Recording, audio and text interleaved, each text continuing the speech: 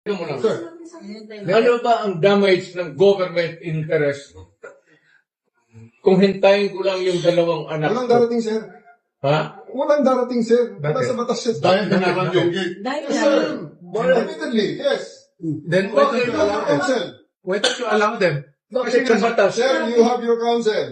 Huwag na tayo mag-debate rito. This is not a place for debate. Right now, sir, I can give you Yes. order to remove you from here. I-isolate si President Duterte. Maiwan siya mag-isa dyan.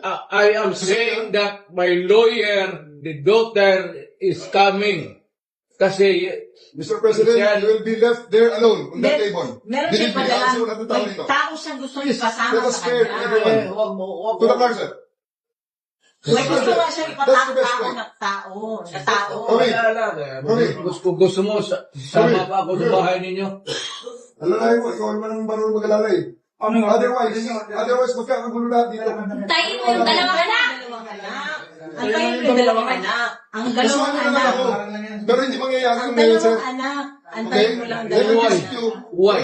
They can visit you in your detention facility, sir. Believe me. They Kaya can. nga, And antayin these mo lang honest yung people dalawang anak. can see you.